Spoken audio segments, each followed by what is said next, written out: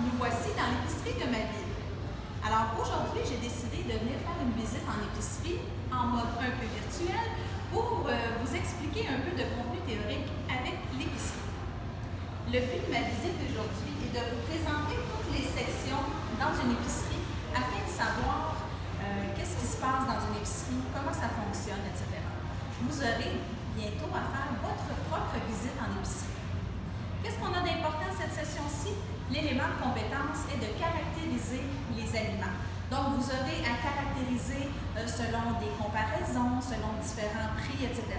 Donc, la visite en épicerie est faite pour ça aujourd'hui.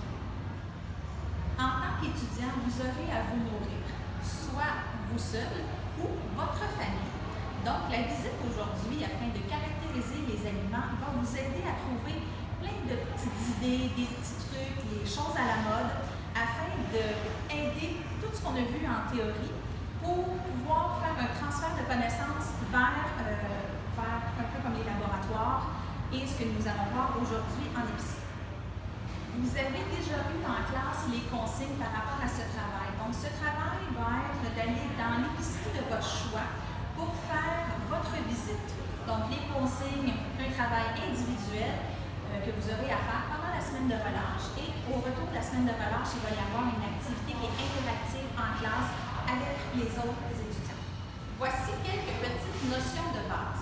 Saviez-vous que se nourrir arrive en deuxième position? La première position étant le logement.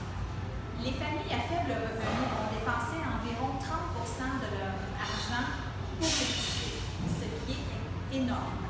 Est-ce que vous faites votre épicerie, votre liste d'épicerie surtout avec un papier ou vous êtes maintenant rendu à la mode virtuelle, vous allez sur les logiciels spécialisés? Est-ce que vous regardez encore les circulaires papier? Ce qui est important avec les circulaires papier va être la page couverture et l'endos pour avoir les meilleurs spéciaux. Ou vous faites tout simplement comme votre enseignante qui vient acheter 2-3 trucs et se ramasse avec un panier d'épicerie complet. Alors nous allons maintenant descendre et voir chacune des sections. Nous voici à l'entrée de l'épicerie. Alors comment trouvez-vous votre premier coup d'œil? Est-ce que ça sent bon? Est-ce que c'est beau? Est-ce qu'il y a des belles fleurs?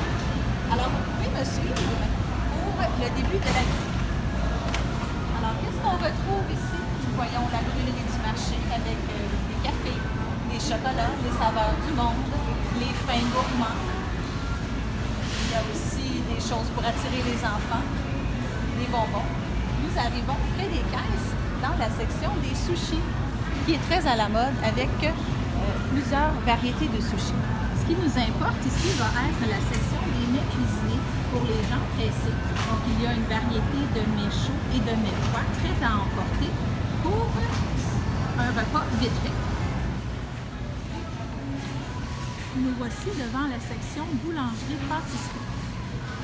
Trouvez-vous ça facile de passer près de celle-ci? L'odeur, la tentation visuelle. Avez-vous mangé avant de venir à l'épicerie ou toutes ces tentations vous coûteront cher?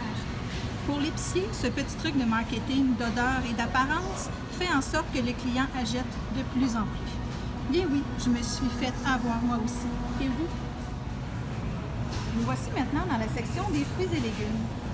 Les fruits et légumes de saison sont souvent moins dispendieux et souvent présentés dans des grands îlots ou des tombeaux. Vous pouvez regarder à l'entrée de votre épicerie. Souvent, ce sont des produits locaux, un peu comme au marché public. Il faut par contre bien valider la provenance. Il y a plusieurs types de cultures, hydroponiques, bio. Il y a même des aliments maintenant disponibles, si vous rappelez le document sur les gammes. Il y a des aliments déjà tout préparés, comme les petites bébés carottes déjà lavées. Il y a des aliments découpés déjà en macédoine, des betteraves déjà cuites. Il y a aussi plusieurs salades mélangées avec plein d'ingrédients. Encore dans la section fruits et légumes, êtes-vous du type à utiliser les sacs de plastique disponibles ou vous avez commencé la nouvelle mode avec les sacs réutilisables? Avez-vous remarqué les associations de produits? Qu'est-ce qu'on retrouve près des bananes la plupart du temps? Des fondus au chocolat. Est-ce que vous avez vu les vinaigrettes près des laitues? Regardez lors de votre visite si vous voyez la même chose. Ce qui va être très important également, ça va être la date de péremption. L'épicier, lui, va mettre en premier ceux qui sont un peu plus vieux. Donc, à vous, premier entrée, premier sortie, de prendre ceux à l'arrière au niveau de la péremption. Nous voici maintenant dans la section dégustation. Elle se retrouve ici près de la section de la fromagerie, de la poissonnerie et de la boucherie. Pourquoi les dégustations sont de moins en moins dans les allées qu'avant? Petit côté marketing, car l'épicier va promouvoir les aliments un peu plus dispendieux. Il va vouloir faire connaître différents fromages, les nouvelles coupes de viande, les charcuteries épicées, qui sont souvent accompagnées d'une petite recette qui vous fera acheter 2-3 trucs de plus en même temps. Ce matin, il est un peu tôt et il n'y a pas de dégustation. Le meilleur temps pour les dégustations? Les soirs de paye et les fins de semaine. La dégustation est un bon moyen de calmer sa faim, car il ne faut pas oublier de toujours manger un petit quelque chose avant de venir en épicerie. Nous voici dans la section bio sans gluten, qui est de plus en plus populaire et grandissante dans les épiceries classiques. Il faut par contre faire attention aux allégations sans gluten. Certaines ne contiennent à l'origine déjà aucun blé, orge, avoine, seigle ou triticale. C'est un peu comme le fameux sans cholestérol des produits végétaux. Vous savez, les fameuses croustilles sans cholestérol? Tout le monde le sait, le cholestérol est animal. Donc des croustilles, c'est végétal. Une allégation trompeuse. Vous apprendrez à reconnaître les allégations et l'étiquetage lors de votre parcours en technique de diététique. Dans la section des allées, il y a en premier le bout des allées, un emplacement stratégique payé très cher par les manufacturiers afin d'augmenter leur vente. Avez-vous déjà remarqué les faux spéciaux du type 2 pour 5 $, mais en réalité c'est 2 $ chacun, une autre petite tactique pour en vendre plus. Dans les allées, les tablettes du haut sont utilisées pour les produits moins connus et moins chers. Les tablettes du bas sont utilisées pour les produits indispensables, les produits de base, les produits similaires aux produits plus chers, des marques maison ou des gros formats, souvent plus lourds pour une grande consommation.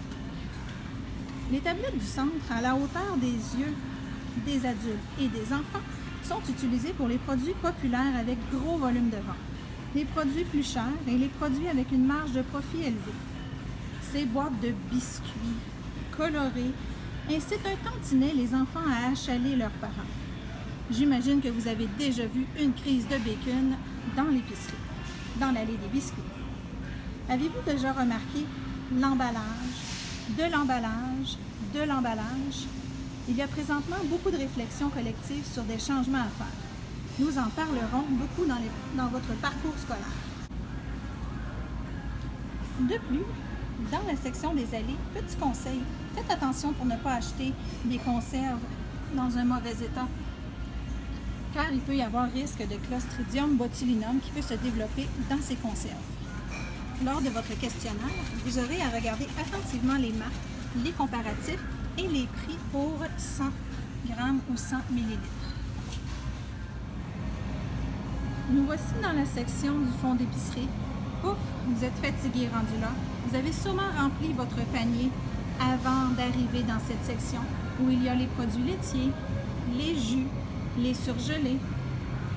Pas facile pour les acheteurs compulsifs, car même si vous n'aviez besoin que de lait, vous avez parcouru toute la superficie de l'épicerie pour vous y rendre. Une autre chose souvent disponible dans le fond des épiceries va se retrouver à être le vrac, qui est maintenant très à la mode. Nous voici rendus à la dernière partie de la visite en épicerie, le secteur des caisses. Qu'est-ce qu'on y retrouve ici? Les magazines, le chocolat, la gomme, donc tout plein de petites choses à rajouter dans votre panier d'épicerie lorsque vous êtes en attente pour la caisse. Ce qu'il y a d'important à retenir également est au niveau de votre facturation. Avez-vous déjà regardé votre facture, voir si les prix sont exacts? Si l'aliment est de moins de 10 $ et qu'il y a une erreur sur la facture, cet aliment vous sera remis gratuitement. En haut de 10 $, il y aura un ajustement par rapport à ça. Au niveau des taxes, vous vous étiez donné un budget de 50 $ et finalement, ça coûte un petit peu plus cher. Il ne faut pas oublier les taxes sur les produits qui sont non essentiels, les produits qui sont de luxe, les chocolats, les mets prêts pour apporter, les croustilles, l'alcool, les boissons gazeuses, etc. Alors, nous voici rendus à la fin de la visite. Merci de m'avoir accompagné dans cette visite guidée. Alors, ce qu'il vous reste à faire, votre propre votre visite en épicerie, remplir le questionnaire, faire des observations, donner vos premières impressions. Alors, je vous souhaite une bonne visite en épicerie et n'oubliez pas de demander au gérant ou au directeur si vous voulez prendre quelques photos. Nous allons vendre les... C'est moi tu filmes, là? Non. Ah, je vais prendre des pauses si tu me filmes. Je vais Instagram? mettre un bloopers. Avec un aliment qui était avec une erreur. Faire le tour de... Commencer.